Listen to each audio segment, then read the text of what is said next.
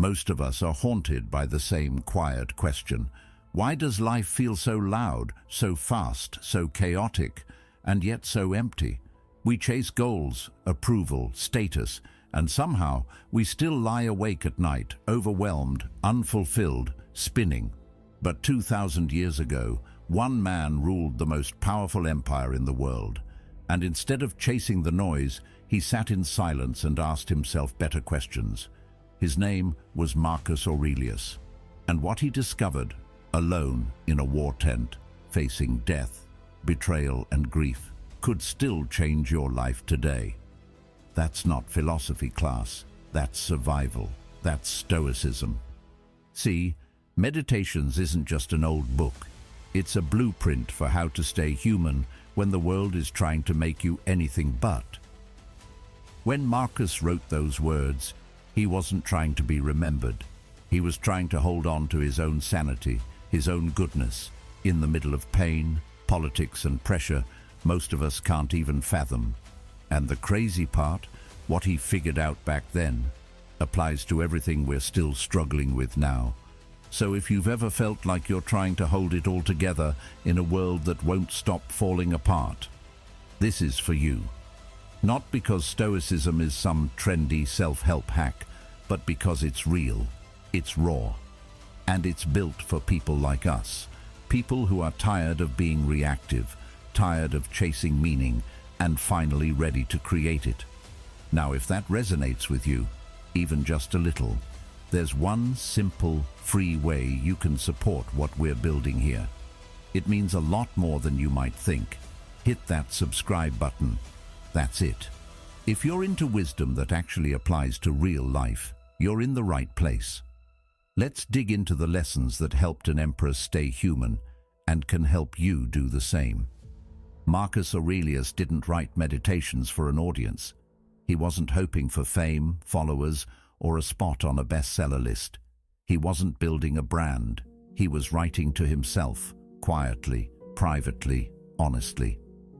And that's exactly why it cuts deeper than most books ever could. It wasn't edited for public approval. It wasn't shaped to impress scholars or flatter emperors. It was a man, alone with his thoughts, trying to hold himself together in a world that kept trying to pull him apart. And in that brutal honesty, we find something rare, truth that hasn't been diluted by ego. He wasn't trying to sound wise. He was trying to stay decent. He was trying to remind himself how to respond when the world disappointed him, how to remain calm when others lost their temper, how to hold on to virtue when it would have been easier to give in to rage, bitterness, or despair. That's what makes Meditations feel so alive. It doesn't talk at you. It whispers with you. It walks alongside your worst days and offers you something no lecture ever could: understanding. It doesn't pretend things are easy. It just insists they're worth enduring. You read it and you don't see a marble statue of a perfect man. You see someone struggling, a ruler facing plagues, wars, betrayals, burying multiple children, losing his wife, and still trying to get up in the morning and act with dignity. He writes things like, "When you arise in the morning, think of what a precious privilege it is to be alive." But you know from the tone, he's probably writing that because he doesn't feel like getting out of bed. He's coaching himself, not preaching to you. And somehow, that hits harder than all the polished advice in the world. That's the strange paradox of Meditations. It was never meant to be shared, and yet that's what makes it so shareable. Its power lies in its rawness. Its unpolished nature is what gives it polish in a deeper sense. Because it's not afraid to look messy, it feels clean. Because it's not performative, it's profound. You don't feel like you're reading a philosopher on a pedestal. You feel like you're reading a man sitting in a war tent, holding a pen with one hand and holding back grief with the other. And maybe that's why, after all these years, it still resonates. Because in a world addicted to appearance, to performance, to pretending, Marcus shows us what it looks like to be real. He writes, "Waste no more time arguing what a good man should be. Be one." That line alone has outlived centuries of political theory, moral essays, and religious sermons. Not because it's perfectly worded, but because it's painfully honest. It gets under your skin and asks, are you being the person you keep talking about becoming? Carl Jung once said, the privilege of a lifetime is to become who you truly are. But to do that, you have to first confront the parts of yourself you'd rather hide. That's what Marcus was doing. He was confronting his ego, his anger, his fear of death, his frustration with others. And in doing so, he was doing something many of us avoid, facing the truth without flinching. That's not weakness, that's courage. And that's why Meditations endures, because it models a kind of strength that doesn't come from conquest, but from inner clarity. There's something deeply human about reading the words of a Roman emperor who admits he loses his temper, who reminds himself not to crave applause, who struggles with ambition and grief just like the rest of us. It reminds you that titles and power don't protect anyone from the human condition. Aristotle said, knowing yourself is the beginning of all wisdom. Marcus took that seriously. Every page is an attempt to know himself better, so that he could lead better, love better, live better. That kind of self-awareness is timeless, and yet it's more than just introspection. It's discipline. He's not journaling to vent. He's writing to train his mind, to remind himself of the kind of man he wants to be. That's why the book returns to the same themes again and again. Control your emotions, don't seek praise, remember death, serve the common good. These weren't philosophical decorations, they were guardrails, they were lifelines. They were a code he could return to when everything else fell apart. Plato wrote that the first and best victory is to conquer self. Marcus lived that battle every day. You can feel it in the repetition, the constant looping back to the same reminders, because when life keeps hitting you, you don't need a new idea. You need to remember what you already know. He was teaching himself how to stay rooted, how to keep his footing, how to not be swept away by the flood of chaos that comes for all of us sooner or later. And this is where the magic happens, because even though Meditations was written for one man, it ends up being for everyone. Why? Because it's not trying to impress anyone. It's not pretending to have all the answers. It's not afraid to say, I'm still learning. And in that vulnerability, we see ourselves.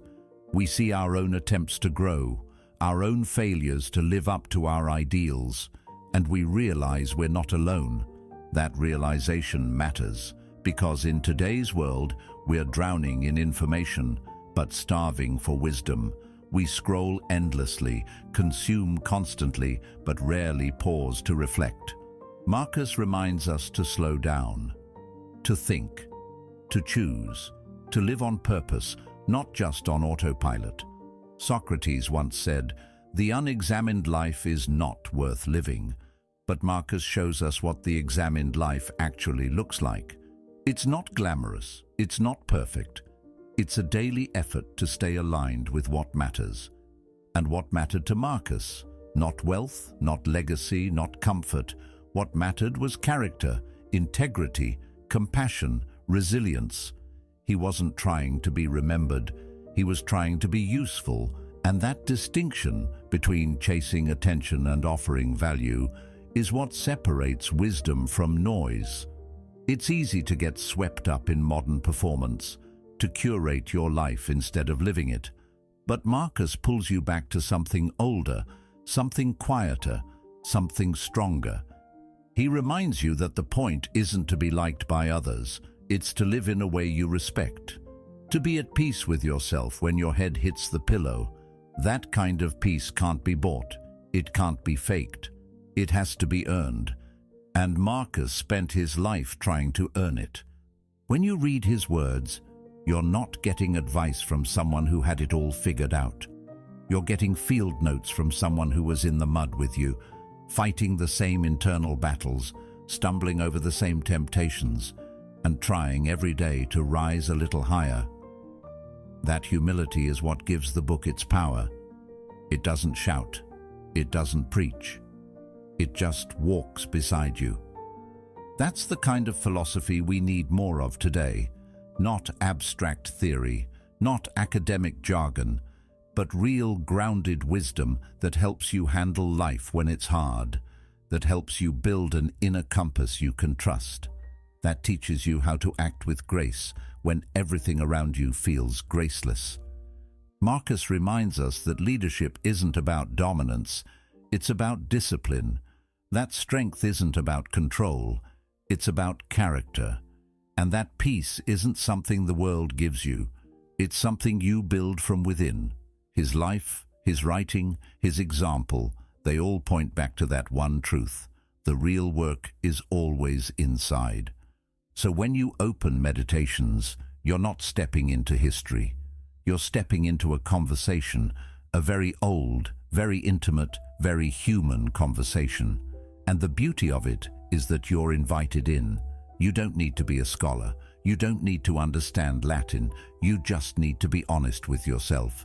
And maybe that's the greatest lesson of all, that the path to wisdom isn't found in pretending to know everything.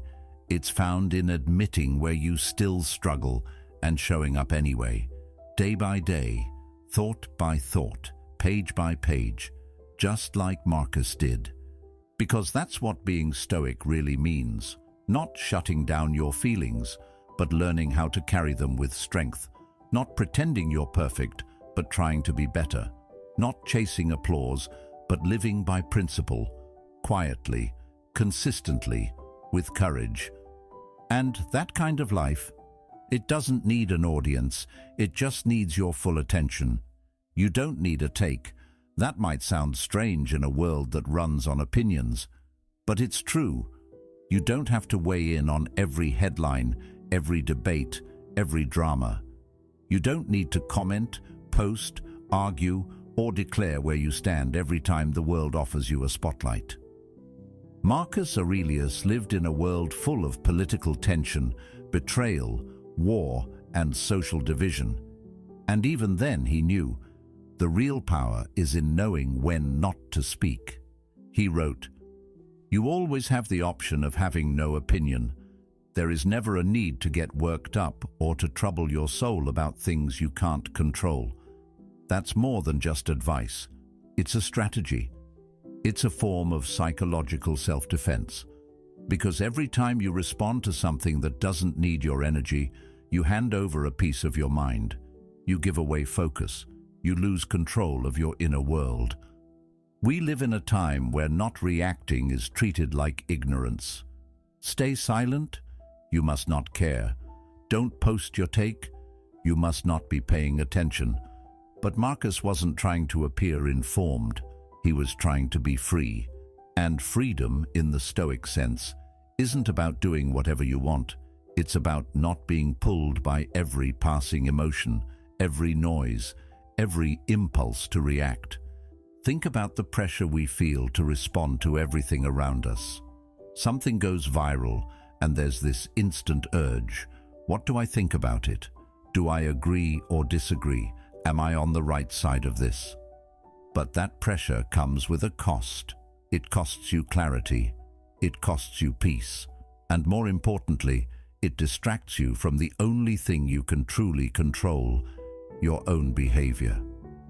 Carl Jung once said, "Where wisdom reigns, there is no conflict between thinking and feeling." But that harmony only happens when we pause long enough to observe our own mind before jumping in. Not every thought is worth expressing. Not every issue needs your take. And not every moment requires you to take a stand, especially when that stand is based more on fear of judgment than actual conviction. This isn't about apathy, it's about discernment. Marcus wasn't passive, he was deliberate. He knew how to filter what entered his consciousness.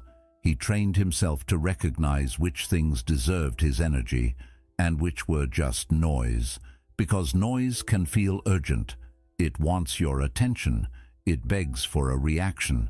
But it rarely offers anything in return. Wisdom, on the other hand, waits. It observes. It sees the storm, but doesn't step into it unless it's necessary. Aristotle said, "To avoid criticism, say nothing, do nothing, be nothing." But Marcus wasn't trying to avoid criticism, he just wasn't controlled by it. He didn't speak just to be heard. He spoke when it served the moment, when it aligned with his principles, when silence would have been dishonest. And that's the real difference. Silence isn't weakness when it's chosen from strength. It becomes weakness when it's used to hide. We've all had moments where someone said something wrong, something offensive, something clearly out of line, and we jumped in. But later, we felt exhausted, not because we stood up for something, but because deep down, we knew our reaction wasn't from clarity. It was from reflex, from ego, from the need to be seen as right. Marcus trained himself to question that impulse, not to suppress his voice, but to elevate his character. And this training, it wasn't theoretical. He was the most powerful man in the world. Every day, he dealt with flattery, betrayal, crises, and manipulation. But instead of getting caught in the whirlwind of politics and emotion, he returned again and again to the same question: is this worth my peace? That question, is this worth my peace, could save you hours of stress every week. You see a post online, it bothers you. You feel your fingers itching to type. But wait, ask the question: is this argument worth your clarity? Will this comment actually bring understanding, or just more division? We've been trained to think that engagement equals value, that if you're not actively responding, you're irrelevant. But that mindset is rooted in fear.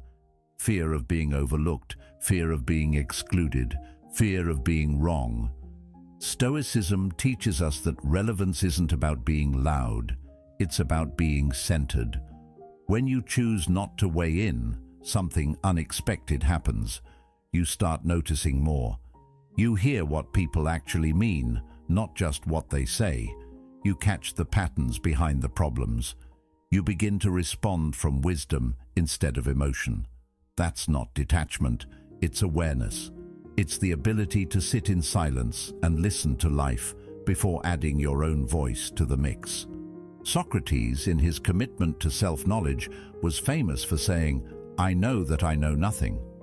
That wasn't defeat, it was liberation. Because once you stop needing to appear all-knowing, you free yourself to actually learn. And real learning starts with silence. That silence can feel uncomfortable at first, especially when everyone else is shouting. But give it time, let it deepen, let it become your default mode, observing first, then choosing. And not choosing by impulse, but by value. What's important to you? What do you stand for? What matters when the noise fades? Marcus wasn't trying to escape life. He was trying to engage with it more wisely. He knew that the mind is like a city, it needs gates. Not every voice deserves entry. Not every opinion deserves attention. Not every emotion needs a reaction. And this mental gatekeeping, this choice to pause, is what creates inner stability. It's easy to mistake silence for indifference. But the Stoics saw silence as strength. They understood that not all battles are worth fighting. Some are distractions dressed as purpose. Some are emotional traps. Some are just chaos looking for company. And if you're not careful, you become part of the noise you were trying to escape. Think about how much energy we waste trying to defend our identity, trying to explain ourselves, trying to prove we're good, moral, thoughtful, smart. But here's a hard truth. The people who already believe in you don't need convincing, and the people who are committed to misunderstanding you won't be swayed by any argument. So what if you stopped trying? What if you let your actions be your defense? What if you let your peace speak for itself? There's a story about Plato being slandered by someone in public. A friend urged him to respond, to defend himself. Plato calmly replied, "I will live in such a way that no one will believe him." That's the essence of Stoicism: integrity, not argument; action, not opinion; character, not clapbacks. You don't have to win every debate. You don't have to clear up every misunderstanding. Sometimes the best response is to live so clearly that people can't twist your truth. And that kind of clarity, of purpose, of identity, of values, can only grow in silence. The truth is, your opinion is precious. It's not meant to be tossed into every fight. It's meant to be cultivated, sharpened, deepened, so that when you do choose to speak, your words actually carry weight. And here's something you might not expect. The more you practice this, the more people begin to respect you. Not because you're loud, but because you're steady. Because in a world of noise, your silence stands out. Your calm becomes a kind of authority, and your restraint becomes a kind of power. That's what Marcus was building: a quiet power, a durable peace. Not because life was easy, but because he refused to be a slave to his own reactions. So the next time you feel the urge to weigh in, to jump into the debate, to prove your point, to set the record straight, pause, breathe. Ask yourself, is this noise or is this necessary? Am I being pulled or am I choosing?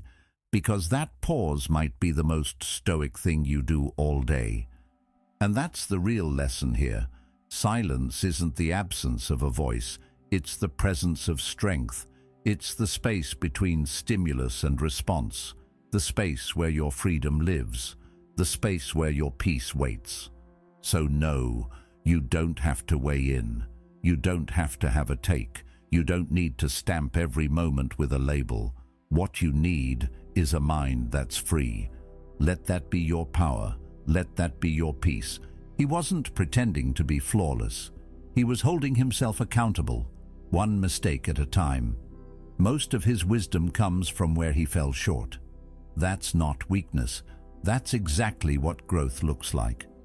Marcus Aurelius, the emperor of Rome, the most powerful man in the world at the time, didn't sit on a golden throne and write meditations to impress anyone. He didn't craft it to gain followers, boost his image, or secure a legacy. That's what makes it powerful. It was private, honest, sometimes painfully so. It was a journal, a conversation with himself. And in that conversation, you don't find a man bragging about his triumphs. You find a man admitting, again and again, where he slipped, where his emotions got the best of him, where his ego crept in, where he forgot his values.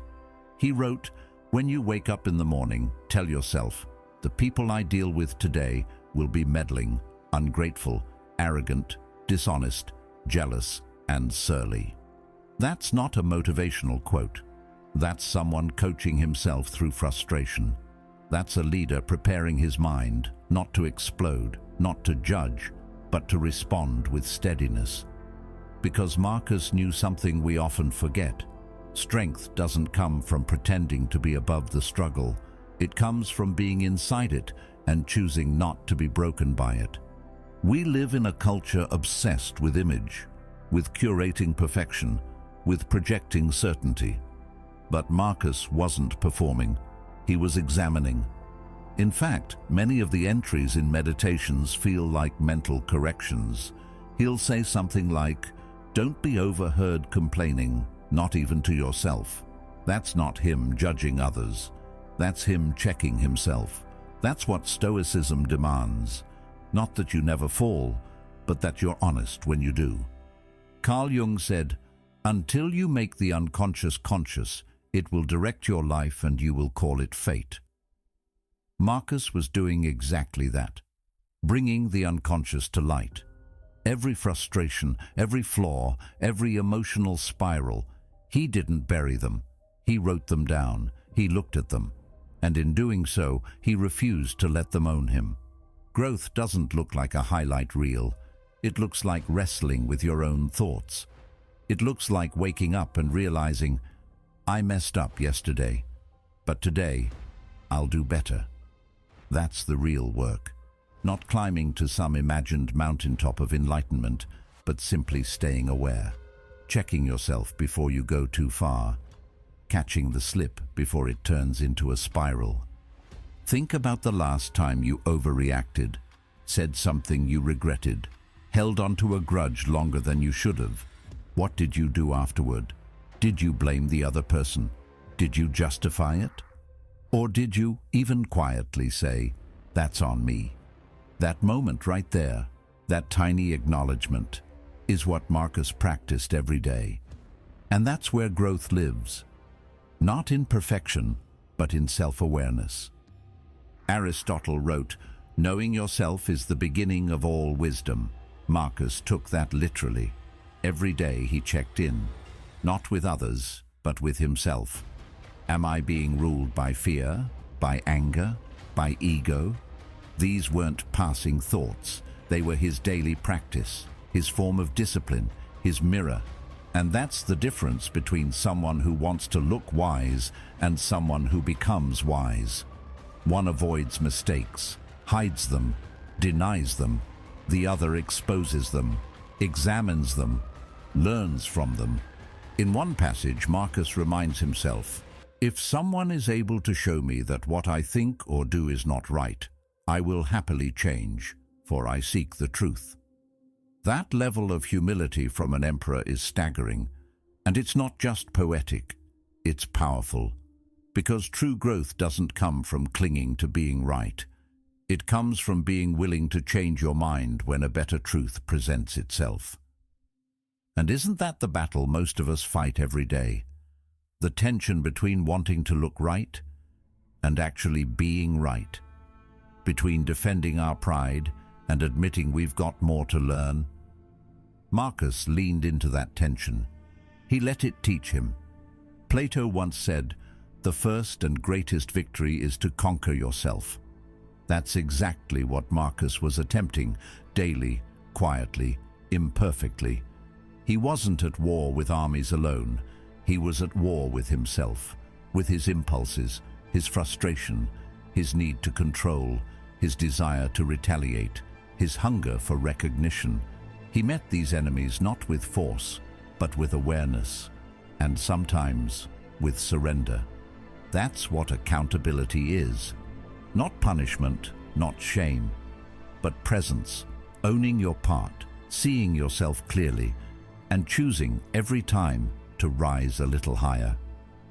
Marcus didn't celebrate himself in his writings. He corrected himself, over and over again. He would write things like, "At every hour, give your full concentration. Do everything as if it were the last thing you were doing in your life." He wasn't preaching, he was reminding himself, because like all of us, he got distracted, he got emotional, he got tired, he forgot what mattered, and instead of hiding that, he wrote it down. That's strength. Socrates taught that the unexamined life is not worth living. Marcus examined his, not once, not occasionally, but daily, even as an emperor, even during wars, even while grieving. That kind of consistency is rare, and that's where transformation begins, not in the moment of clarity, but in the habit of returning to it. You can feel his humanity in the pages. There's no ego, no arrogance, just a man trying to stay centered in the chaos of power, responsibility, loss, and temptation. He faced the same struggles we do, just amplified 1,000 times. And still, he showed up. Still, he held himself to a higher standard. Not because anyone was watching, but because he was watching. Think about that for a second. What if your life was being watched, not by others, but by your future self? The version of you 5 years from now, 10 years from now. The one who's wiser, calmer, more grounded. What would they say about the way you're living today? Would they thank you for your accountability, or would they be cleaning up the mess your ego left behind? That's what Marcus tapped into. He wasn't writing for applause. He was writing for alignment. He was staying accountable to the only person he couldn't lie to, himself. And maybe that's the most powerful lesson of all, that real self-respect isn't built on being flawless. It's built on being real, on being honest enough to say, I slipped, but I see it, and I'll do better tomorrow. It's not glamorous, it's not easy, but it's rare. And in a world obsessed with filters, with performance, with always appearing in control, there's something revolutionary about simply saying, I'm still learning. So if you're on that path of holding yourself accountable, of admitting where you fall short, of choosing to grow instead of pretend, then you're already walking beside Marcus, not in history, but in practice, in mindset, in courage. Because that's what courage looks like, not standing tall on a stage, but kneeling quietly in front of your own mistakes and saying, teach me. He lists the names of emperors long forgotten, men who once ruled, who commanded armies, who shaped nations, and whose names now slip through history like dust through fingers. And then, in the same breath, Marcus Aurelius reminds himself, I will be one of them, forgotten. Eventually erased from memory, just like the rest. But he doesn't flinch, he doesn't despair, because he never clung to legacy, he clung to character. That shift in focus changes everything. We live in a world obsessed with legacy, how we'll be remembered, how big our name will be, how many people know who we are. Social media has only amplified this hunger. Fame now seems just a post away. Visibility feels like power. And yet, here is Marcus, the most powerful man of his time, and he's telling himself, soon you'll be ashes or bones, a mere name at most, and even that is just a sound, an echo. That's not nihilism, that's clarity. He's not saying life is meaningless, he's saying, stop trying to make your meaning depend on things that will never last. Stop chasing applause you'll never hear. Instead, build your life on something no one can take from you, your values. It's easy to confuse legacy with purpose, but legacy is external. It's how the world remembers you. Purpose is internal. It's how you live with yourself. Marcus chose the second, because legacy is a dangerous addiction. The more you chase being remembered, the more you shape your life for the crowd. You start making decisions not because they're right, but because they look impressive. You begin speaking not with honesty, but with strategy. You become less yourself and more a performance. But Marcus understood what most never do. You can't control how you'll be remembered. You can only control how you show up, what you stand for, what kind of person you are when no one's watching. That's what he meant when he said, waste no more time arguing what a good man should be. Be one. Not because people are watching, but because you are watching. Plato wrote, the first and greatest victory is to conquer yourself. Marcus took that seriously. His victory wasn't over the Parthians or Germanic tribes. It was over the temptation to make his reign about power instead of principle. In a world that begged him to rule with dominance, he chose discipline. In a palace filled with temptation, he practiced restraint. In an empire that offered him worship, he humbled himself daily. Think about how rare that is. Most people, when given a taste of power, crave more. They become addicted to being seen, being followed, being praised. They want to build monuments, not just of stone, but of image. But Marcus saw through all that. He knew fame was fleeting. Praise is temporary. The crowd is fickle. What lasts is character. What matters is virtue. What endures is integrity. He reminded himself constantly that people's opinions were out of his control. He even wrote, all is ephemeral, fame and the famous as well. And yet, how often do we live our lives as if public approval is the finish line?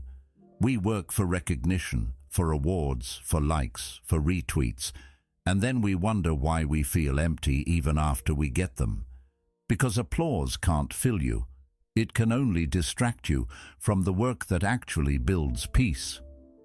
Carl Jung said, "The most terrifying thing is to accept oneself completely." And that's what Marcus did in Meditations. Not perfectly, not all at once, but persistently. Day by day, entry by entry, he faced himself. Not as a figure of grandeur, but as a man trying to live well, not to impress, but to align. He knew his name would fade, but his soul, that was his responsibility, that was his masterpiece, and that's why, even though he knew he'd be forgotten, he wrote anyway. Not to be remembered, but to remember himself. To keep himself centered, aligned, awake. Socrates was once told that the oracle at Delphi proclaimed him the wisest man in Athens. But Socrates didn't let it inflate his ego. He doubled down on his quest for truth, for inner clarity. He said, "I know that I know nothing." Because the goal was never to appear wise, it was to live wisely. The same thread runs through Marcus. He didn't care about appearing moral, he cared about becoming moral. And that's the invitation Stoicism extends to us, not to chase the spotlight, but to light our own path, to measure ourselves not by external applause, but by internal alignment. Did I live today in a way that reflects my values? Did I hold myself to the standard I claim to believe in? Did I do the right thing even when no one clapped? These are the questions that matter. Legacy is loud, character is quiet. Legacy wants a crowd. Character just needs a conscience. Legacy asks, "What will they say about me?" Character asks, "What do I know to be true?" And here's the irony. If you live for legacy, you may lose both legacy and character. But if you live for character, sometimes legacy follows anyway, quietly, naturally, as a side effect, not a goal. Marcus didn't make decisions with history in mind. He made decisions with virtue in mind, and because of that, history remembers him, not for his conquests, but for his convictions. He reminds us that the size of your stage doesn't determine the strength of your soul. You don't need to lead an empire to live with integrity. You don't need a title to practice humility. You don't need 1,000,000 followers to be grounded in purpose. You just need to decide what matters and live like it does. So what matters to you? Fame or peace? Recognition or integrity? What do you want your days to stand for? Because in the end, your life isn't built in grand gestures. It's built in the small choices you make when no one's watching. It's built when you return the shopping cart, when you admit you were wrong, when you stay honest even when it costs you, when you keep your word, not for credit, but because it's who you are. Marcus wrote, "If someone can prove me wrong and show me my mistake, I will gladly change." That's the mark of a man who isn't obsessed with looking right, but with being real. And that's what makes his wisdom last. Not that he had all the answers, but that he kept asking the right questions. Questions like, what kind of person do I want to be? Am I living like it? What am I clinging to that doesn't matter? He knew that death would come. That time would erase his name, that the Roman Empire would eventually fall. But he also knew that the human soul is timeless, that courage is timeless, that discipline, humility, compassion and reason, they echo far beyond any headline or statue. So maybe the goal isn't to be remembered. Maybe the goal is to be real, to live in such a way that even if no one ever tells your story, the people you touched will never forget how you made them feel. Not because you were impressive, but because you were grounded, honest, present. Don't build your life chasing applause you'll never hear. Build it on values you'll never regret. Let your name fade. Let your face disappear. Let history forget you, but let your soul remain intact. Let your integrity whisper louder than the world shouts. And when you lie down at the end of the day, may your peace be your legacy. Floods, wars, death, betrayal. Marcus endured all of it. Plagues that decimated the empire, rebellions that tested his reign, the betrayal of trusted generals, the loss of children, one after another, the constant presence of death not as a metaphor, but as a companion. And still, he kept showing up. Day after day, page after page, he returned to his journal, to his discipline, to his principles. Why? Because he understood something we often forget. The storms outside don't have to become storms inside. He didn't let heartbreak make him bitter. He let it make him better. And there's a massive difference between the two. Bitterness is easy. It's automatic. When life hurts you, when people disappoint you, when the world feels unfair, it's natural to armor up, to close off, to see everything through the lens of pain. But Marcus knew that once you let pain twist your perspective, you lose the only thing you truly control, your character. So instead, he chose the harder path, the Stoic path. He didn't suppress the pain, he studied it, he examined it, he let it shape him without defining him. He wrote, "You have power over your mind, not outside events. Realize this, and you will find strength." That wasn't theory, that was survival, because outside events were a relentless flood. Plagues, civil unrest, war on multiple borders, personal tragedy. Marcus could have collapsed. He could have turned cruel, detached, cynical, but he didn't. He chose to keep showing up, fully, honestly, even when it broke his heart. He lost his children and still reminded himself not to expect permanence. "You could leave life right now," he wrote. "Let that determine what you do and say and think." This wasn't morbid. It was grounding. It was his way of staying connected to what mattered. Because when death sits close, you stop wasting time. You stop taking people for granted. You stop running from discomfort and start showing up for life exactly as it is, even when it hurts. Especially when it hurts. He didn't glamorize suffering, but he didn't avoid it either. He believed deeply that pain is a teacher, not a punishment, a lesson in what we value, a mirror of our ego, a test of our principles. Carl Jung once said, "There is no coming to consciousness without pain." Marcus lived that. He didn't escape the darkness. He walked through it, wrote through it, grew through it. Every line of Meditations is a man wrestling with heartbreak, disappointment, injustice, and still choosing virtue. Think about that the next time life punches you in the gut, when you feel abandoned, when your plans fall apart, when someone you trust turns their back. You have two choices, harden or grow. Marcus chose to grow. He could have used power to numb himself, distraction, pleasure, anger, but he didn't. He chose to face reality, fully awake. He reminded himself, if it is endurable, then endure it. Stop complaining. That wasn't coldness, that was resilience. It was a refusal to be ruled by resentment. Betrayal, he faced it.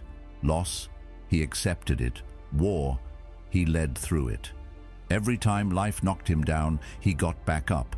Not because he was invincible, but because he was grounded in values, in discipline, in the constant reminder that this moment, no matter how painful, was shaping him. There's a reason we still read Marcus 2,000 years later, not because he was perfect, but because he kept going, kept learning, kept loving virtue more than comfort. When the Antonine Plague ravaged the empire, he didn't flee to safety. He stayed, served, led.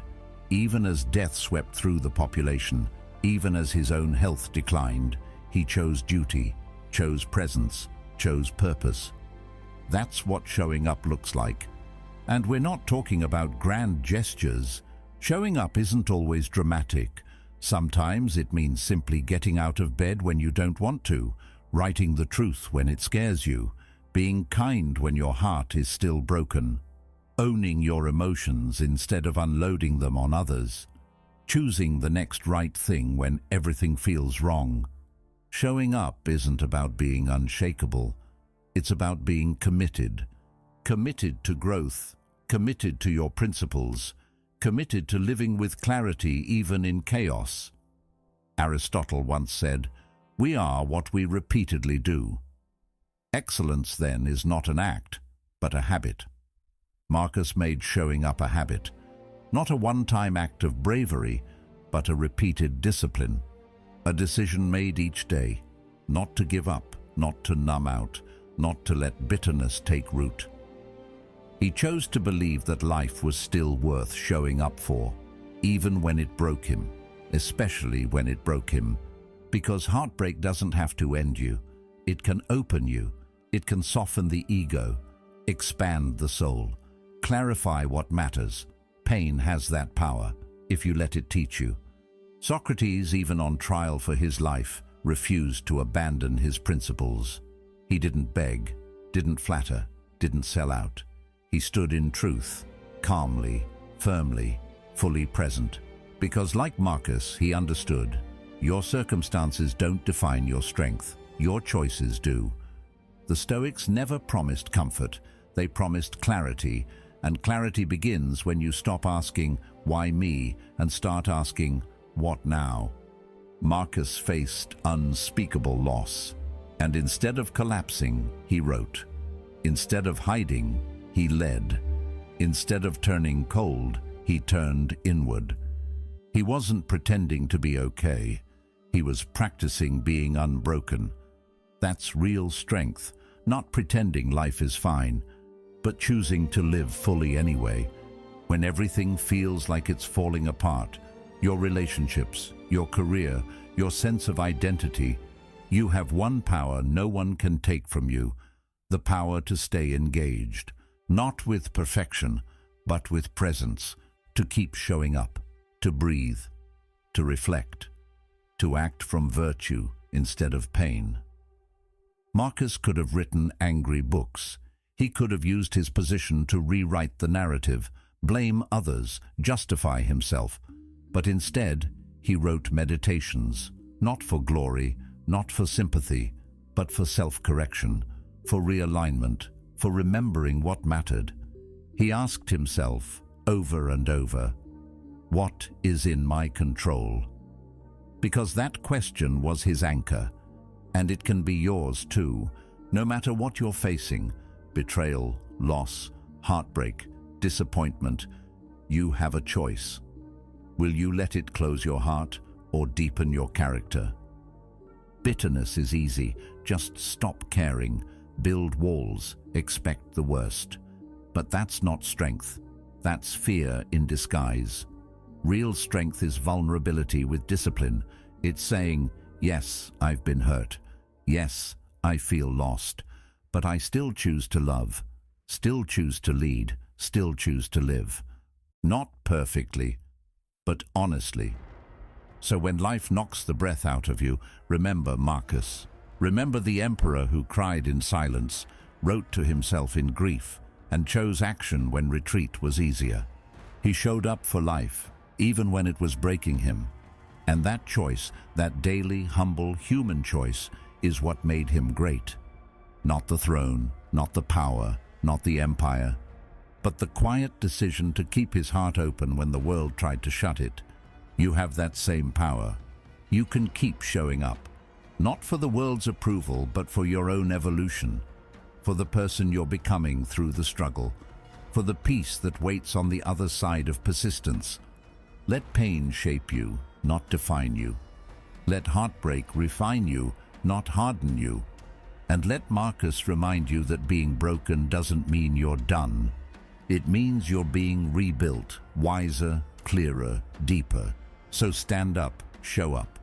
Even now, especially now, your co-worker, your ex, that driver who cut you off, they're not blocks in your path, they're the path itself. It doesn't always feel that way. It feels like they're interruptions, obstacles, roadblocks to your peace and progress. The co-worker who micromanages, the ex who left things unresolved, the stranger who disrespects you with a horn blast or a finger in traffic. You tell yourself, if they weren't in the way, I'd be fine. But Marcus Aurelius reminds us, they are the way. He wrote, people are your proper occupation, not your distraction, not your excuse, but your work, not to fix them, not to judge them, but to meet them as tests of your own discipline, your kindness, your values. That's the part we miss. We think growth happens in solitude, in silence, on mountaintops and meditation pillows. But it's easy to be calm when no one's annoying you. It's easy to be kind when no one's triggering you. The real test, the real measure of who you are, is how you respond to the people who challenge your ego, your patience, your expectations. Marcus knew this because he lived it. He wasn't journaling from a monastery. He was writing while leading armies, while managing senators, while grieving lost children and navigating betrayals in his court. Every day people pulled at his energy, tested his integrity, demanded his time, and instead of resenting them, he used them as mirrors, as reminders, as practice. He wrote, "The impediment to action advances action. What stands in the way becomes the way." When he said that, he wasn't just talking about illness or misfortune. He was talking about people too, because nothing triggers us faster than other people. They push our buttons, stir our insecurities, reflect the parts of us we haven't fully mastered. But if you let them, they also reveal your growth, your gaps, your grace. Let's be honest. It's easy to love humanity in theory. It's people in real life who make it hard. The friend who flakes, the boss who criticizes, the parent who never seems satisfied. And yet, these are the moments that define you, not just as a Stoic, but as a human being. Carl Jung once said, "Everything that irritates us about others can lead us to an understanding of ourselves." That's exactly what Marcus practiced. He didn't just tolerate people, he used his reactions to them as signals. If he felt anger rising, that was an invitation to study it. If he felt superior, that was a cue to check his pride. If he felt annoyed, that was a challenge to choose patience. This isn't about letting people walk all over you. It's about not letting them knock you off your path. The truth is, anyone can meditate in a quiet room. The real work is staying centered when someone is disrespectful in a meeting, when your ex texts something passive-aggressive, when someone cuts you off in traffic and your instinct is to respond with rage. Marcus didn't aim to control others. He aimed to control himself. And that's the only real power any of us have. He reminded himself, it's not things that upset us, but our judgments about them. He extended that wisdom to people. He knew people don't upset us just by existing. It's our expectations, our attachments, our reactions to who we think they should be that upset us. So what if we dropped the judgment? What if we saw each difficult person as a trainer showing up to refine our patience, to sharpen our understanding, to expose the parts of us that still need work? You don't need more peace and quiet to grow. You need the humility to see growth in chaos, in conflict, in discomfort. That means your co-worker's constant negativity. That's your training ground for compassion. Your ex's bitterness, a test of your boundaries. That rude driver, a masterclass in self-regulation. They're not obstacles, they're the curriculum. Think about it like this. You're a sculptor, and these people are the chisels. Not because they're always right, but because they shape you. They force you to clarify your values, your reactions, your identity. Plato wrote, "Be kind, for everyone you meet is fighting a hard battle." Marcus didn't use this idea to excuse poor behavior, but to remind himself that empathy is part of strength, that understanding is part of wisdom, and that kindness isn't weakness, it's evidence of inner mastery. Because let's face it, anyone can snap, anyone can retaliate, but to stay composed when provoked. That's power. The person who triggers you the most is your greatest teacher. Not because they're wise, but because they reveal your edges, the places where you still react instead of respond, where your ego still takes the wheel, where your principles waver. And that's where the work begins. Imagine this. You walk into work and your colleague makes another passive comment. You feel your body tighten, your brain race for a comeback. But then something shifts. You remember, this isn't about them. This is about you, your center, your standard. So instead of reacting, you breathe. You return to principle. You choose the higher response, not because they deserve it, but because you do. You deserve to live untangled by pettiness, unshaken by immaturity, uncontrolled by others' chaos. That's not weakness, that's Stoic strength. Marcus knew the world wouldn't stop testing him, people wouldn't stop being people, so he stopped expecting them to change and focused on mastering his own mind. He wrote, "When someone does wrong, you must forgive him, but not because he deserves forgiveness. The wrongdoer may not, but because you deserve peace." That's the essence of Stoic resilience. Not reactive, not passive, but principled, steady, awake. And let's be clear, this doesn't mean you stay in toxic situations. It means you stop outsourcing your inner state to external behavior. You can walk away and still be kind.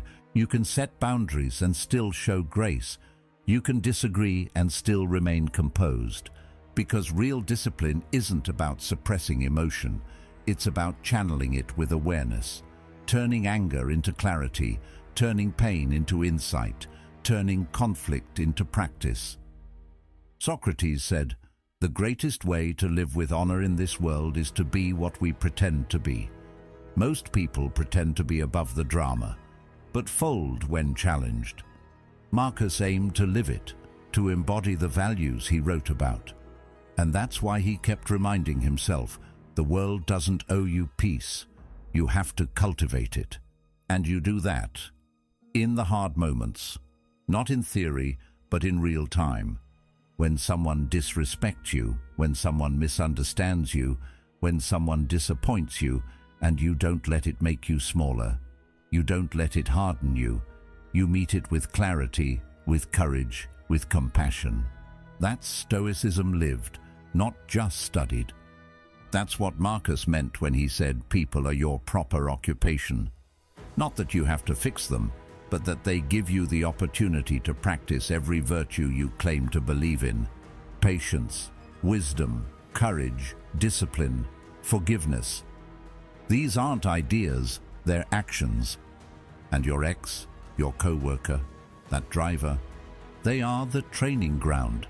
They are not outside your path. They are the path.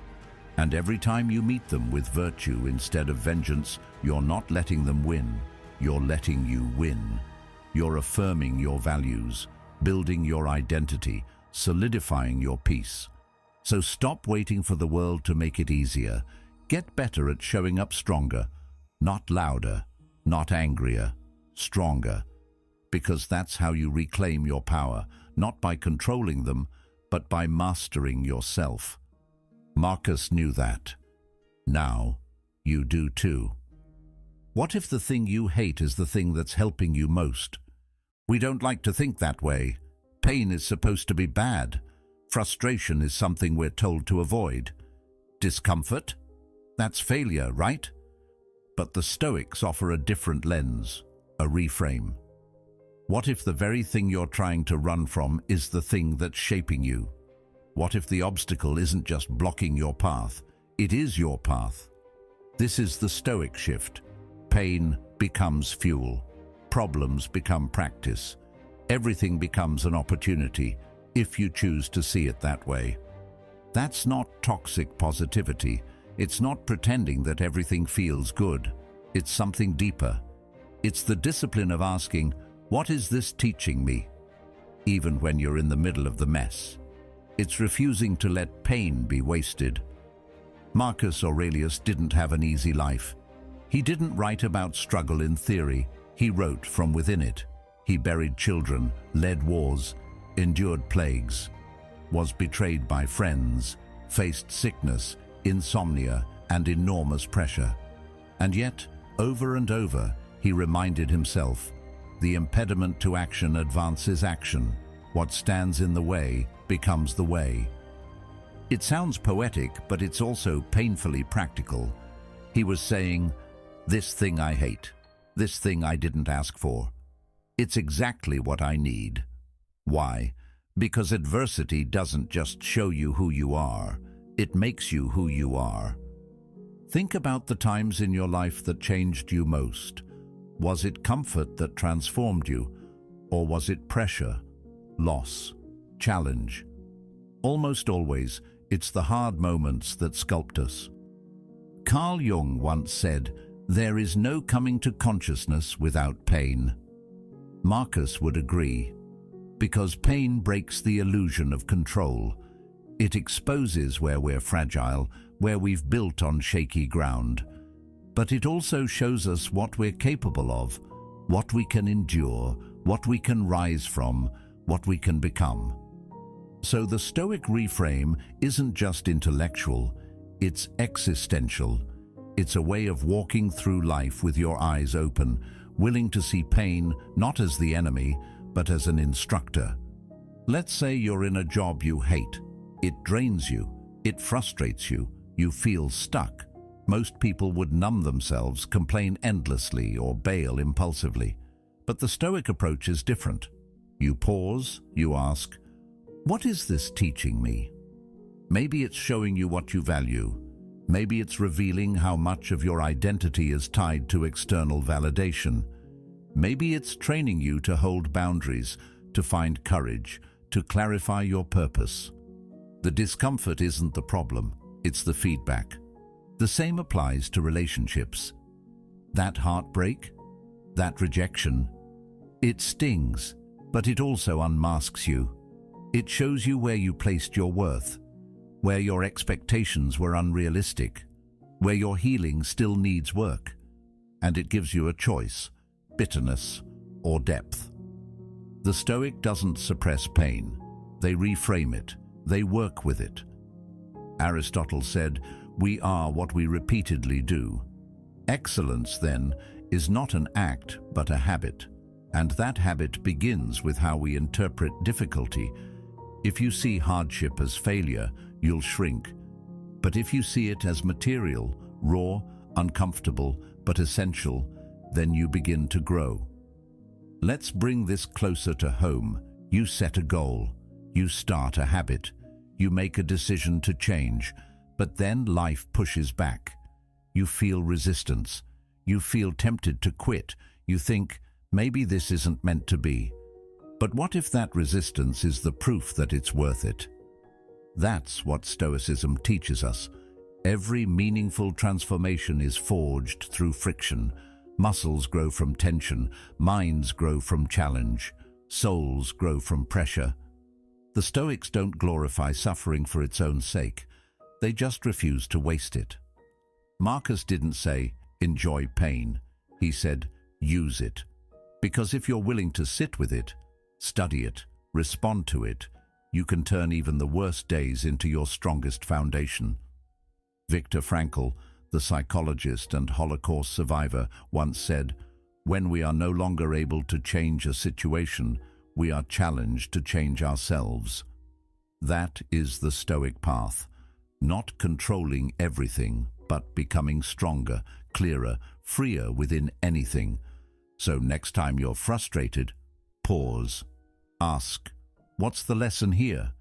Next time you're hurt, pause. Ask, what is this teaching me about myself? Next time life feels unfair, pause. Ask, how can I rise through this, not just survive it? That's not weakness, that's alchemy, turning frustration into focus, turning disappointment into direction, turning chaos into clarity. Marcus didn't become wise because life was easy. He became wise because he stayed awake through the storms. He journaled, he questioned, he took responsibility for his emotions, even when they overwhelmed him. He wrote, "If you are pained by any external thing, it is not this thing that disturbs you, but your own judgment about it, and it is in your power to wipe out that judgment now." Notice what he didn't say. He didn't say you should deny the pain. He didn't say pretend it doesn't hurt. He said, challenge your interpretation. Because once you realize you can choose your frame, you can choose your response, you've already reclaimed your power. The thing you hate might be the thing that saves you. The failure that humbles you, the rejection that redirects you, the silence that teaches you to listen, the struggle that shapes your resilience. But only if you let it. Only if you stop resisting what is and start using it to become who you're meant to be. Socrates was sentenced to death for speaking truth.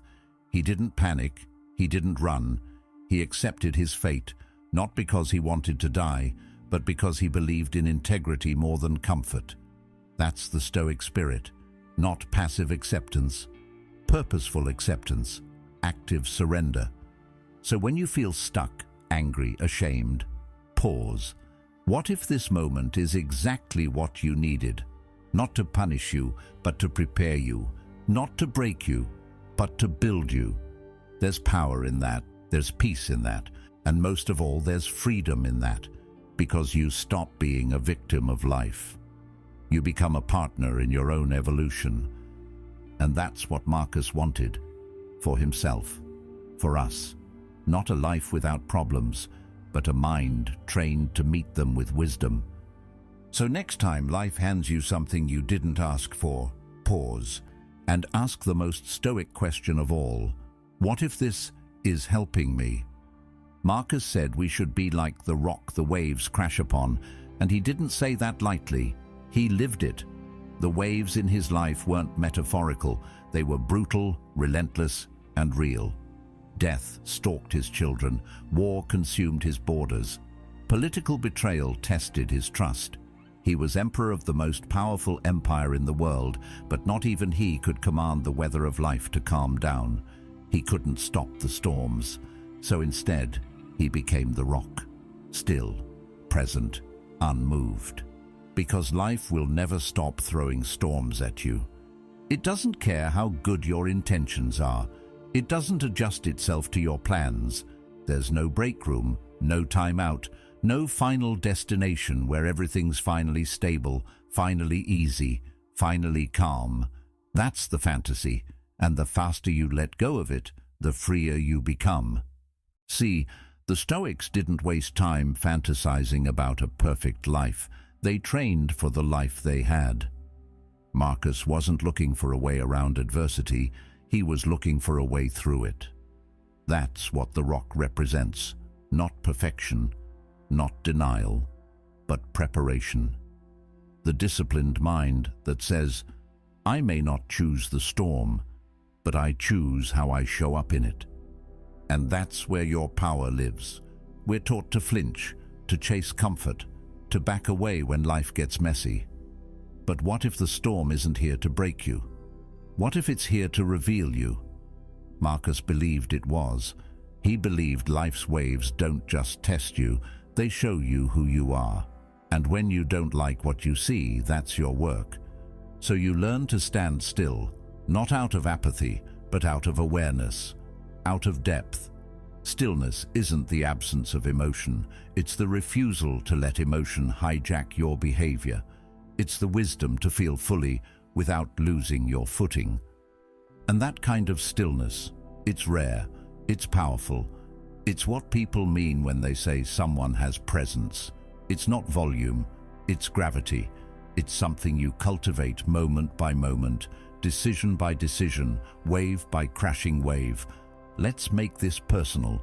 You get blindsided. Maybe a relationship ends. Maybe a job falls through. Maybe someone you trusted turns on you. Your instincts scream, react, panic, collapse. But then something quieter speaks. Hold, breathe, stay with it. That moment of pause? That's the difference. That's where the rock starts to form. You don't have to be flawless. You don't have to feel ready. You just have to stop giving your strength away to every crashing wave. You don't chase the wave. You don't become the wave. You endure the wave. And you learn that it always passes. You begin to understand that stillness is not inaction. It's intention. It's presence. It's what allows you to respond with clarity instead of reacting with chaos. And that's not coldness. That's inner power. Because anyone can explode. Anyone can shut down. Anyone can scream back at the storm. But the one who remains grounded, thoughtful, composed, that person becomes unshakable. They become what the world needs but rarely sees. Aristotle wrote, "Anybody can become angry, that is easy, but to be angry with the right person, to the right degree, at the right time, for the right purpose, that is not easy." That's the discipline Marcus was practicing, not suppression, discernment. He wasn't emotionless. He felt deeply, but he also knew that emotions are weather, and identity is the ground beneath it. If you confuse the two, you'll always be carried away by the next storm. So the goal isn't to avoid storms. The goal is to build an inner foundation that's wider than the waves, that's deeper than the winds, that can hold still, even when the world around you doesn't. And yes, it will be tested. You'll be criticized, misunderstood, overlooked, hurt, and you'll be tempted to break your character just to make a point. But here's the truth Marcus lived by. Nothing is worth your peace. Nothing is worth your integrity. The moment you let outer chaos shape your inner compass, you've lost more than any enemy could take from you. So you keep standing, not for applause, not to prove anything, but because you've decided who you are. And storms don't rewrite identity, they reveal it. Carl Jung said, "Only what is really oneself has the power to heal." And healing begins when you stop pretending to be the storm and start becoming the rock. When you no longer seek control over everything around you, but start developing mastery over what's within you. And that mastery isn't loud. It doesn't beg to be seen. It just is. Like a rock in the surf, like calm in the middle of a storm, like a soul that's rooted even when the ground shakes. So the next time life throws another wave, and it will, ask yourself, am I going to collapse into this? Or am I going to remember that I don't have to move just because something tried to move me? The storm will pass, and you'll still be here, unshaken. But let's go even deeper. What does it really mean to love your fate? Not just when it's neutral, but when it feels unfair. It means stepping into a higher order of personal responsibility. It means saying, even this, yes, this too, is part of my story. Not just accepting the chapters you like, but respecting the ones that nearly broke you. Because the fire doesn't choose what's thrown into it. It simply takes everything and burns brighter. And here's what most people never realize. The parts of your life that felt like punishment might actually be the parts preparing you for the thing you were born to do. Maybe that painful relationship taught you boundaries. Maybe that job you lost taught you value. Maybe that illness made you look inward for the first time in your life. The lesson isn't always clear when you're inside it, but clarity comes with time and courage and a willingness to ask not, why is this happening to me, but who am I becoming because of it? That's the Stoic lens. It's not a trick to feel better. It's a training of the soul to grow deeper. Marcus believed that nothing external could truly harm you unless it damaged your character.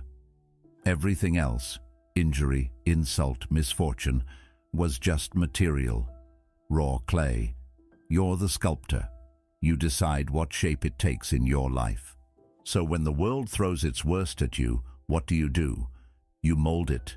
You reframe it. You say, this will become part of the foundation I stand on. This will become something useful.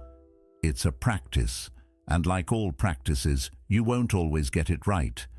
There will be days when you don't want to accept it, days when you curse the pain, days when you slip back into old habits of resentment. But even that too becomes part of the work. Growth isn't a straight line. It's a spiral staircase. Sometimes you circle back just to realize how far you've come. And through it all, the fire still burns. Remember, every time you say, "This shouldn't be happening," you're reinforcing a belief that life must obey your expectations. But it never will. The Stoics knew that life doesn't promise fairness. It only promises itself. Your job isn't to control the script. Your job is to play your role with excellence, whatever scene you're handed. Seneca wrote, "A gem cannot be polished without friction, nor a man perfected without trials." Marcus lived that truth. So can you. Because the power isn't in what happens. The power is in your interpretation. The power is in how you assign meaning to it. And the most empowering meaning you can assign is this: it's here to grow me. That doesn't make the pain less real. It makes the pain worth it. And the more you practice this radical, liberating, Stoic reframe, the more you start to walk differently, talk differently, carry yourself differently. Because now you're not resisting life. You're flowing with it. You're not recoiling from the fire. You are the fire. And the world feels that. They may not understand it, but they feel the steadiness, the groundedness, the quiet confidence that comes from someone who has loved even their hardest moments, someone who isn't afraid to be tested. Because when you love what happens, nothing can own you. You're not a prisoner to outcomes. You're not a hostage to circumstances. You're not waiting for the world to be perfect so you can feel peace. You carry your peace inside you, and you protect that peace, not by shielding yourself from life, but by saying yes to it all. That's not naive. That's not weakness. That's strength in its purest form. So the next time something goes wrong, and it will, you already know what to do. Don't just tolerate it. Don't just wait it out. Take it in. Turn it into fuel. Let it sharpen you, because it's not enough to accept what happens. Love it, and let it set your soul on fire. 10. Write it down to let it go. Why did Marcus journal every day? Because reflection creates distance, and distance gives you perspective. When life pulls you into its chaos, when emotions are high, when your mind is racing, journaling becomes an anchor, not to escape the storm, but to step back just enough to see the shape of it. That's what Marcus understood. He wasn't writing to impress anyone. His pages weren't filled with polished thoughts. They were raw, uneven, repetitive. That's because they weren't meant for the world. They were meant for him, for the part of him trying to stay upright in a world that was constantly shifting under his feet. He wrote to see his mind on paper, because when you write, the whirlwind of your thoughts has to slow down enough to become words. And when thoughts become words, they become visible, manageable, moldable. Instead of drowning in feeling, you start to find form. That's the first gift of journaling. It transforms emotion into something you can study rather than something that controls you. Marcus wasn't journaling because he had nothing better to do as emperor. He was journaling because he had too much going on, leading an empire, losing his children, managing war, betrayal, illness. He didn't journal from comfort. He journaled to survive. And not survive like getting by, but survive with sanity, with clarity, with strength. When he said, "You have power over your mind, not outside events," that wasn't abstract. That was earned wisdom, captured in writing during moments of deep inner work. Writing creates that space. When something frustrates you and you write about it, the mere act of putting it into a sentence can reduce its hold on you. It forces you to name what you're experiencing, and naming is power. Carl Jung spoke often about the unconscious mind, how what we don't understand in ourselves rules us. But journaling brings the unconscious into the light. The unknown becomes known. That's how you reclaim your power. You face your thoughts. You don't flinch. You don't distract yourself. You sit with the truth and invite it onto the page. And once it's on the page, you can begin to see, where am I lying to myself? Where am I avoiding responsibility? Where am I falling into patterns that no longer serve me? Marcus did this constantly. He questioned himself more than anyone else, not because he hated himself, but because he loved the idea of becoming better. The journal was his way of sculpting his soul. Every page, a chisel, every entry, a strike of self-honesty. That's what Stoicism is, not coldness, not detachment, but radical ownership of your inner life. And writing is one of the most powerful ways to live that ownership. We live in a noisy world. Everyone wants to speak. Few want to understand. Everyone wants to react. Few take the time to reflect. Marcus chose reflection, and it shows. His meditations are full of conflict, internal and external, but always pointing back to the discipline of perception. Perception, how you see what happens to you. Writing trains that. It sharpens your ability to observe yourself without judgment, to ask, what am I really feeling here? What's underneath this anger, this fear, this pride? It slows you down, and in that slowness, insight has a chance to emerge. The Stoics knew the danger of unexamined emotions.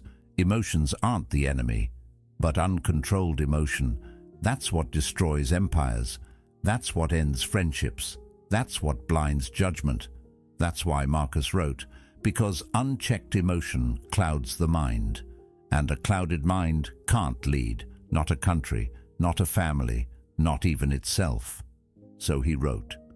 Some entries are reminders, others are corrections, some are stern, others heartbreakingly tender. He was talking to himself, but in doing so, he ended up talking to all of us. We read Marcus today because he dared to think through the chaos instead of react to it, and writing gave him the room to do that. When you pick up a pen or sit down at a keyboard, you're doing more than recording your day. You're excavating your soul. You're saying, I'm not going to be a prisoner of my mind. I'm going to become its master, thought by thought, word by word. Journaling doesn't always feel profound in the moment. Sometimes you're just dumping frustration onto the page. But even that, especially that, is valuable because it's honest.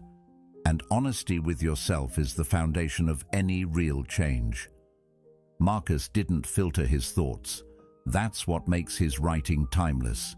He admitted when he was frustrated. He admitted when he failed. He wrote about being tired, about being tempted, about trying to be good in a world that often rewards the opposite.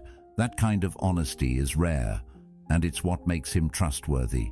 He wasn't performing, he was processing, and in that process, he became stronger. Writing is a way to interrupt the noise, to step outside the blur of life and ask, what's really going on here? And that distance, that pause, is often all you need to see your situation with fresh eyes. You start to recognize patterns. You start to see what you keep reacting to. You start to notice what you've been avoiding. And slowly, a kind of inner map forms, a record of your thinking, a trail of your transformation. Marcus left us that trail, not on purpose, but thank God he did, because in reading it, we're reminded that wisdom isn't found, it's built. It's carved out of daily practice, of showing up to the page when you don't feel like it, of wrestling with your thoughts until something clear and grounded comes through. We often think of writing as expression, but in Stoicism, writing is inspection, a tool for truth, a way to track the distance between who you are and who you aspire to be. That distance matters. Because it's easy to deceive others, harder to deceive yourself, if you're honest. And on the page, that honesty reveals your real work. It shows you where you've been acting out of ego, where you've been blaming others, where you've abandoned your principles, and it also shows you where you've grown, where you've paused instead of reacted, where you've chosen strength over impulse, where you've shown compassion in the face of chaos. The page remembers, even when you don't. And the more you write, the more you evolve, not in grand epiphanies, but in quiet, consistent clarity, in reflection that compounds over time. That's how Marcus trained his mind to lead, not just others, but himself. And it's how you can do the same. You don't need perfect words. You don't need a system. You just need to start. Write about what's bothering you, what you're afraid of, what you're avoiding, what you want, what you miss, what you're grateful for. No one has to see it. That's the beauty. It's not performance, it's practice. And that practice repeated builds something priceless. Perspective. And from perspective comes peace. And from peace you move through the world less reactive, more grounded, more aware. You stop saying everything that comes to mind. You stop chasing things that don't matter. You start choosing your thoughts with intention. You become more deliberate, more discerning, more disciplined. And not because someone told you to, but because you discovered what matters. That's what writing does. That's why Marcus did it. And that's why you should too. He wanted to be full of love, but free of destructive passion. And that distinction matters more than most people realize. Because love, in its purest form, uplifts. It strengthens. It makes you better, not needier. But when love is distorted by uncontrolled passion, it can become the very thing that weakens us. Marcus Aurelius understood that. He wasn't striving for emotional suppression. He was training for emotional clarity. You see, passion, when left unchecked, consumes. It clouds your judgment. It pulls you out of yourself. The Stoics saw this not as a sign of life, but as a failure of discipline, not because they were cold or detached, but because they understood how easily the flame of love could turn into a wildfire that destroys. Marcus didn't want to be immune to love. He wanted to love right, with steadiness, with perspective, with strength. That's the rarest kind of love, the kind that doesn't panic when someone pulls away, the kind that doesn't crumble under rejection, the kind that isn't born from hunger but from wholeness. Most of what we call love today is just possession wrapped in poetry. It's desire that demands, affection that negotiates, passion that overwhelms. Marcus didn't want any of that. He wanted something deeper. He wanted a love that could endure disappointment without collapsing, that could exist without constantly seeking validation, that could give freely without losing its center. Because when you lose yourself in someone else, that's not love, that's dependence. And dependence breeds fear. Fear of loss, fear of abandonment, fear of not being enough. And fear is the root of so much pain in relationships, not just romantic ones, but in families, friendships, even with colleagues. When your emotions own you, you're not free. And Stoicism, above all, is about inner freedom. Marcus practiced a love that was grounded, measured, still warm but not chaotic. He understood what Aristotle once wrote: to love is to will the good of the other. That's it. No possession, no craving, just the desire to see someone flourish, whether they stay or go, whether they return your love or not. That's the kind of love that doesn't destroy you. That's the kind of love that actually gives life to both of you. It's easy to confuse that kind of love with being cold, but it's not coldness, it's strength, the kind of strength that can hold pain without projecting it, that can see clearly even when emotions rise. That can stay rooted in values instead of being yanked around by moods. Destructive passion, is love without discipline. It says, I need you to behave a certain way so I can feel okay. But Stoic love says, I will love you without conditions because my peace does not depend on your choices. There's a power in that, a freedom. Marcus wanted that freedom. He worked for it every day. When he wrote about temperance and reason, he wasn't shutting himself off. He was building an inner structure that could hold both love and logic, without collapsing under either. That balance doesn't just happen, it has to be built. And it's built by examining your impulses, watching how you respond when you're hurt, when you're ignored, when you're tempted to react out of pride or fear or longing. That's when you train. That's when you ask yourself, am I acting from my highest self or from my wounded self? The Stoics weren't against emotion. They were against being ruled by it. Emotional clarity doesn't mean never feeling. It means knowing what you're feeling and choosing how to respond. It means pausing long enough to ask, is this love? Or is this attachment? Is this compassion? Or is this control? That pause changes everything. Most people don't pause. They react, they lash out, they cling, they run, and then they call that love. But love, real love, has room for pause, for breath, for thought. It doesn't rush you into madness. It calls you into presence. That's what Marcus was after, and you can feel it in his writing, in how he speaks of others, in how he speaks to himself. He knew that love without control becomes obsession, that compassion without boundaries becomes chaos, and that ungoverned passion, no matter how poetic, ultimately enslaves the one who feels it. So he wrote his way into wisdom. He reminded himself that emotions are signals, not commands, that desire is natural, but not always noble, that even love must be examined, purified, brought under the guidance of reason. This wasn't emotional coldness, it was maturity. And maturity is the willingness to love without addiction, to connect without losing yourself, to care deeply and still walk away if walking away is what your values demand. It's rare, but it's possible, and it's worth practicing, because when your love is clear, when it's not clouded by fear or need or control, you become more trustworthy.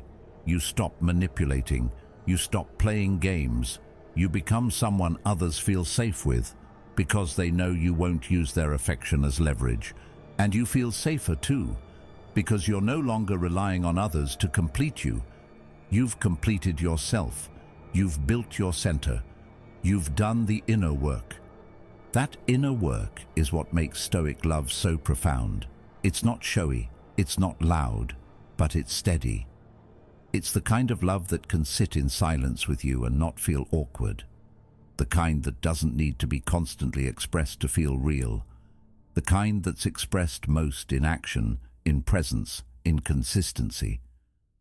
We often think of passion as a fire that burns hot, but the Stoics saw a different fire, the one that burns steady, the kind that warms without scorching, that lights your way without blinding you. That's emotional clarity. It's when you can say, I love you, and mean it, not because you want something from someone, but because you've chosen to offer something of yourself, freely, without strings, without performance.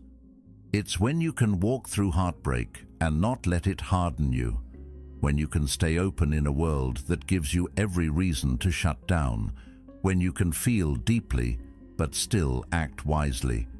It's not easy, that's why it's rare. But Marcus shows us it's possible. He chose love, but he chose the kind of love that builds, that sharpens, that elevates, not the kind that drowns you in your own longing, not the kind that erodes your sense of self, but the kind that survives loss, that survives time, that survives even the death of the person you loved, because the love was real, and real love leaves an imprint that chaos can't erase. So be full of love, but free of destructive passion. Be warm, but clear. Be kind, but rooted. Because the rarest kind of strength is this, to feel everything and still choose wisely. And that's what Marcus was practicing every single day. Be one, he writes, not argue about it, not talk about it, just be. Marcus wasn't interested in appearances. He wasn't looking for a philosophical debate. He was looking for integrity. He wanted to live in alignment, not just speak about it, because he knew what many still forget, that truth isn't proven by eloquence, it's proven by embodiment. How many people preach patience but explode the moment things go wrong? How many people talk about discipline while negotiating every excuse not to show up? We live in a world full of performers, carefully curated personas, motivational words that never touch action. Marcus rejected all of that. His writing is a callback to something simpler, something real, a life where your values are visible not in your slogans, but in your habits, in your reflexes, in how you live when nobody's watching. That's what he meant by be one. One mind, one standard, one way of being, in public and in private, not fractured by mood or approval, not torn between what you say and what you do, but solid, whole, unified, because wholeness is strength. And fragmentation, that inner split between your words and your behavior, is a weakness that bleeds into everything. Marcus didn't claim perfection. Far from it. He was often writing because he'd just failed to live up to his own standard. But he didn't defend his mistakes. He observed them. He learned from them. He used them to sharpen his aim. Every entry was a course correction, back toward being the person he believed he could be. We all need that, because it's easy to talk about values when life is easy. It's in hardship that our true nature shows. That's when being one is tested. When someone slanders you, do you react with bitterness or hold to your principle of grace? When you're tempted to lie to avoid consequence, do you bend or stand in truth? When your ego is bruised, do you retaliate or remain composed? You don't have to say a word to answer those questions. Your life answers them for you. Don't explain your philosophy, embody it. Marcus said that, and it cuts deeper than we often admit. Because words are comfortable, embodiment is costly. It means sacrifice. It means holding a line when it would be easier to let it slip. It means choosing what's right over what's easy, over and over and over again. That's the work, not the talking, not the image, but the invisible effort to live as one. One of the deepest forms of peace you can experience is knowing that you are the same person, no matter where you are or who you're with. That you're not shifting to fit in, not posturing to be liked, but standing in who you are without needing to broadcast it. That kind of congruence radiates strength, not flashy strength, quiet strength. That's what Marcus cultivated, a life where principle didn't depend on conditions, where dignity wasn't for display, it was a baseline. That didn't mean he never stumbled, but when he did, he didn't hide behind philosophy. He returned to it, not as theory, as practice. He knew that the moment you separate your values from your behavior, you weaken both. You become split, divided, and a divided person is vulnerable to everything, to peer pressure, to self-doubt, to impulsivity, to the endless chase for approval. That's why he kept coming back to unity, oneness, not as some mystical abstraction, but as practical wholeness, emotional, mental, moral alignment. Carl Jung once wrote, "You are what you do, not what you say you'll do." That's a psychological echo of Stoic wisdom. Jung, like Marcus, understood that our lives are shaped not by what we intend, but by what we repeat. The Stoic path is not an ideology, It's a lived architecture, one that only holds if your actions hold it. So what does that look like day to day? It looks like keeping your promises, even the small ones, especially the small ones, because the way you do anything reflects the way you do everything. It looks like choosing restraint over rage, focus over distraction, purpose over popularity. It looks like being the kind of person your words describe, not just once, but habitually. That's integrity, not perfection, but consistency, alignment, the refusal to live as two different people. Marcus knew that the danger of philosophical discussion is that it can become theater. Talking becomes a substitute for action. But the Stoic doesn't aim to sound wise. The Stoic aims to become wise. And wisdom isn't what you say when the spotlight's on. It's how you carry yourself when no one's clapping. To be one is to resist fragmentation, to reject the idea that your work self, your family self, your online self, your alone self can be different people with different standards. That's not flexibility, that's disintegration, and it erodes peace. Slowly, silently, it breeds inner conflict, because part of you always knows when you're out of sync with yourself. That's why this line matters. It calls you back, not to some dramatic reinvention, but to small, courageous alignment. Be honest when it's inconvenient. Be kind when it's undeserved. Be disciplined when no one will notice. Be grounded when life is chaotic, and when you fall short, and you will, don't justify it. Don't rationalize it. Just return. Return to the path, to the standard, to the truth that lives inside you. That's what Marcus did. That's why his words still reach us centuries later. Because they weren't marketing, they were reminders. Quiet nudges from a man trying daily to become who he said he wanted to be. You can feel that sincerity in every sentence. There's no preaching, no judgment, just reflection, and a fierce commitment to unity. Be one, not just think it, not just say it, be it. It's simple, not easy, but simple, and that simplicity is its brilliance, because in a world constantly pulling you in 100 directions, the invitation to be one is a return to power, to inner stillness, to peace, to the kind of character that doesn't need applause to be whole. So choose unity, in thought, in word, in action, not just once, but every time it counts, especially when no one's watching. Because that's where your real strength lives. You don't need to switch careers to find meaning. Whatever role you're in, emperor or intern, is the perfect ground for growth. We tend to romanticize meaning as if it's waiting for us in some ideal future we haven't reached yet. But Marcus Aurelius didn't wait.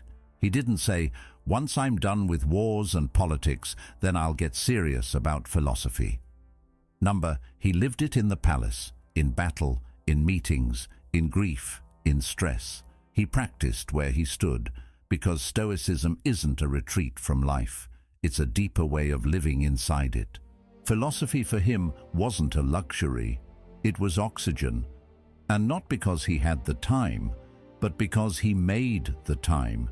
Because he knew the real practice of philosophy happens right in the middle of your responsibilities, not outside them. It's tempting to believe that if we just changed our job or moved to a different city or found a new passion, we'd suddenly unlock fulfillment. But Marcus saw something deeper. Meaning isn't about location. It's about attention. It's about how you choose to see and respond to your life, not where you are in it. You can be a janitor and have more wisdom than a CEO.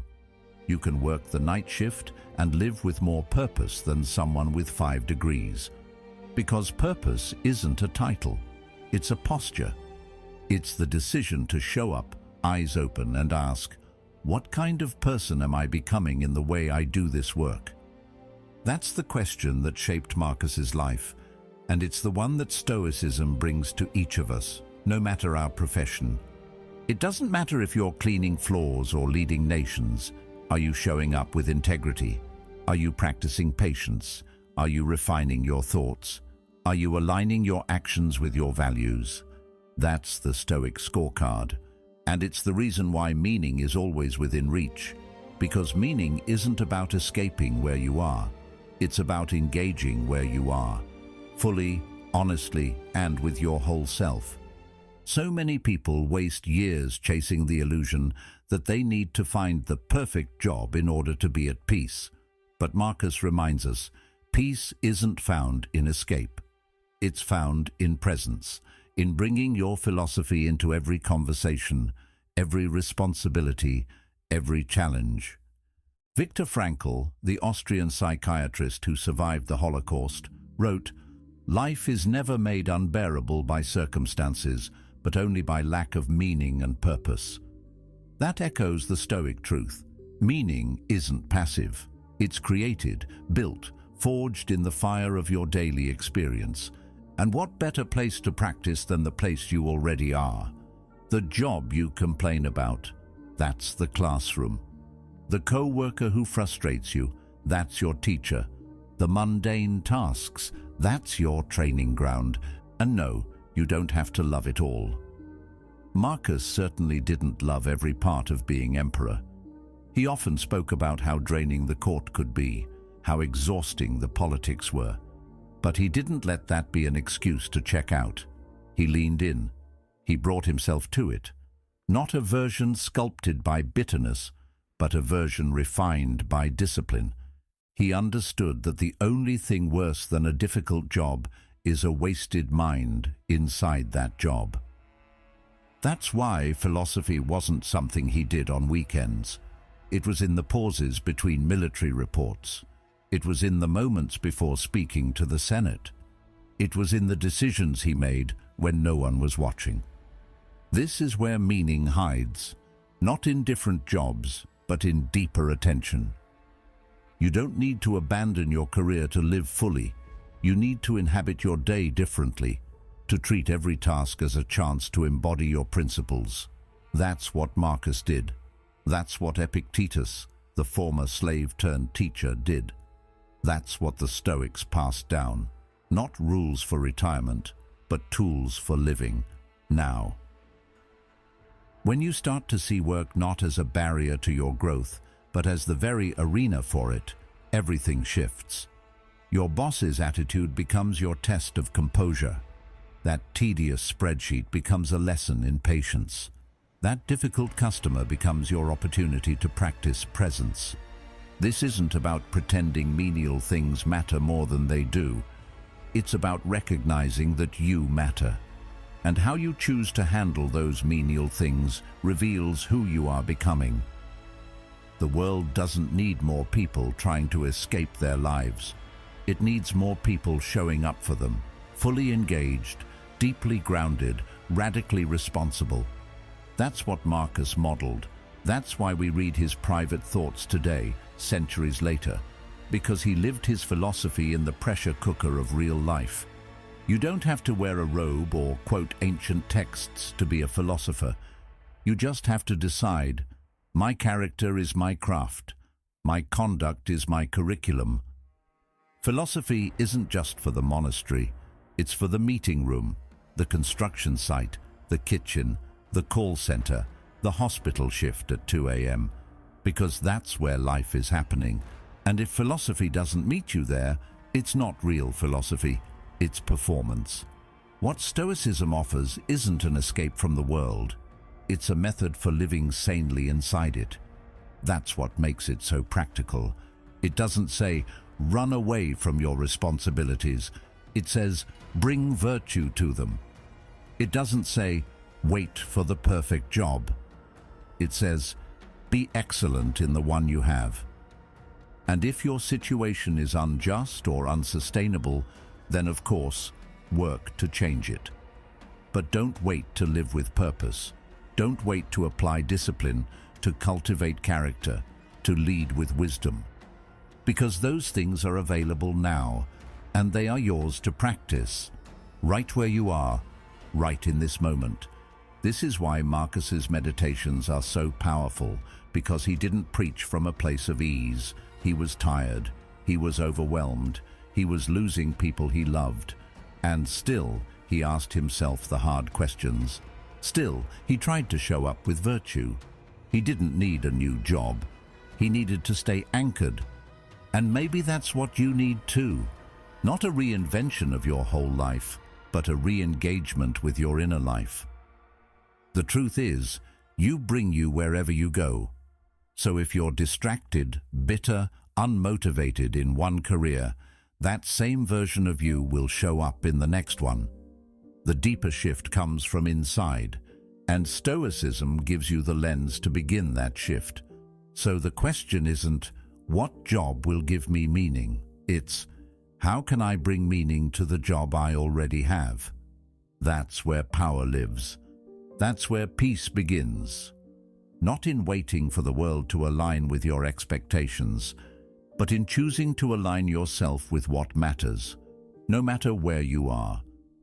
So bring your best where you are, with what you have. That's not settling, that's sovereignty. And Marcus Aurelius lived it until his final breath. Marcus knew he'd be forgotten. Think about that. One of the most powerful men in history, ruler of the Roman Empire, commander of armies, guardian of a civilization, looked at his life and saw how small it really was in the grand scheme of time. And instead of running from that fact, he accepted it. He didn't cling to his title. He didn't place his worth in monuments or medals, or whether the history books would remember his name. He simply wanted to be good while he was here. That's the part that hits the hardest. He just wanted to be good, not famous, not praised, not immortalized, just good. That kind of humility from someone in his position is almost impossible to imagine today. We live in a world where people are constantly chasing recognition, followers, likes, legacy. But Marcus turned his attention inward.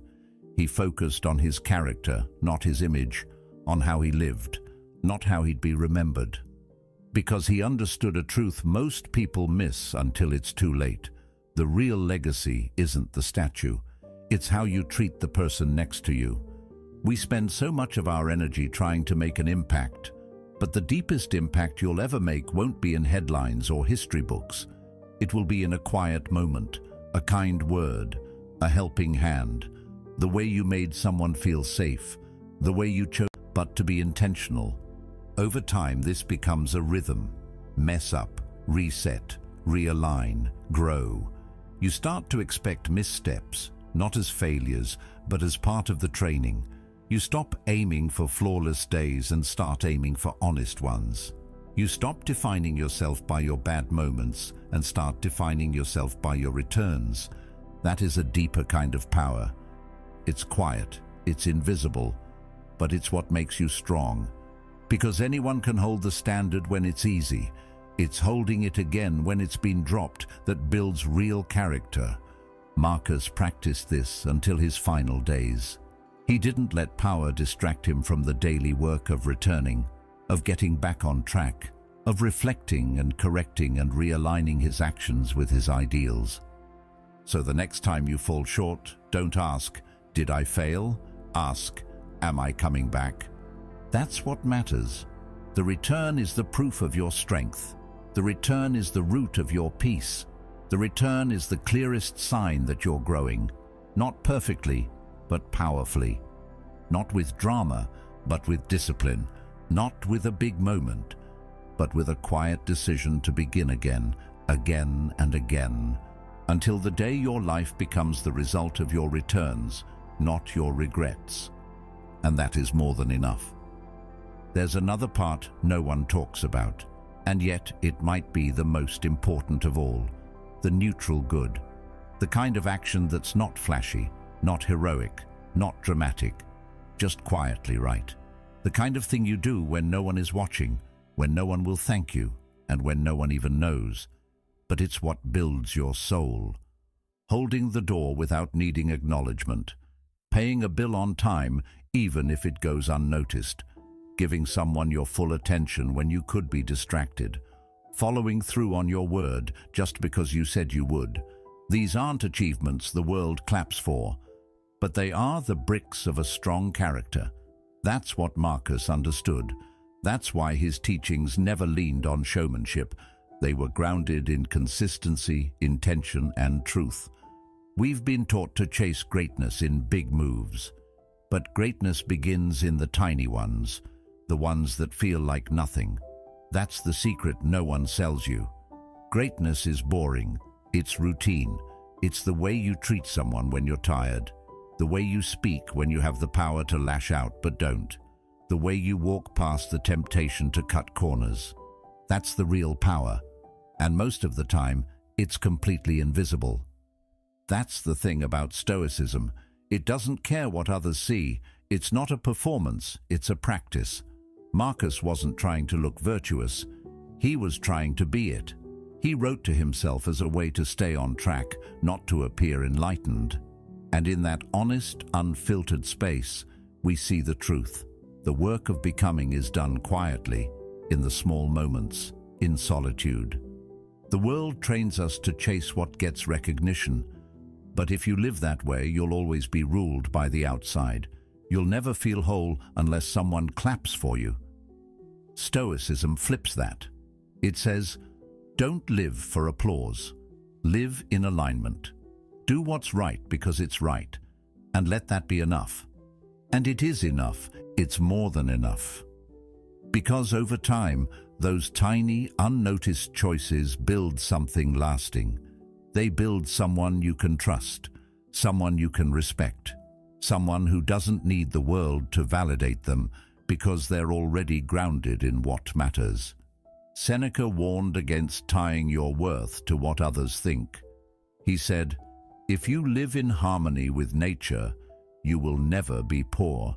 If you live according to what others think, you will never be rich. He wasn't talking about money. He was talking about peace, about self-trust, about the wealth of integrity. Integrity is doing the right thing, especially when no one sees it. And here's the beautiful part. It doesn't take any special talent. Anyone can do this. You don't need to be strong, rich, brilliant, or successful. You just need to show up for your values. And you don't have to do it perfectly. You just have to keep doing it consistently. That's where true strength grows. Not from being loud, but from being steady. And when you live this way, something shifts. You don't need people to notice. You don't feel restless when you're not praised. You start to feel calm, because your sense of self is rooted inside, not outside. Marcus didn't write about achieving some grand destiny. He wrote about doing your job, playing your role, fulfilling your duty with honor, whether it was dramatic or not. He knew the real battle was internal, staying honest when it would be easy to deceive, staying kind when it would be easy to harden, staying disciplined when it would be easy to drift.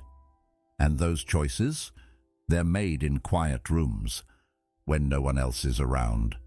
That's what makes them real. So next time you hold your tongue instead of snapping, that counts. Next time you admit you were wrong, that counts. Next time you resist the pull to gossip, or to coast, or to cut a corner, that counts. You might not feel a reward in that moment, but you are building something. You are reinforcing the person you want to become, and nothing, no paycheck, no follower count, no external validation, will ever be more fulfilling than that. You are not here to perform. You are here to become. And the becoming happens quietly. It happens in the way you move through the ordinary, in the way you choose dignity over attention, in the way you return to your values even when no one's watching. That's the kind of strength no one can fake, and it's the kind of power no one can take away. You don't need to move mountains to shape your life. You just need to take the next honest step, then the next, then the next. That's how character is built, not with noise, but with presence. That's the quiet path Marcus walked. And now, It's yours to walk too. Not everyone chooses it, but if you're here, if you've listened this far, maybe you're one of the few who will. And that matters. A lot more than you think. So thank you. Not just for watching, but for thinking deeply, for being open, for choosing to return to what's true. Thank you for being a part of Stoic Journal. If this spoke to something in you, there's more waiting. The next video on your screen is there for a reason. It might be your next step. And when you're ready, we'll be here again. Same calm voice, same deep work, same quiet path forward. Until then, stay steady, stay grounded, and most of all, stay true.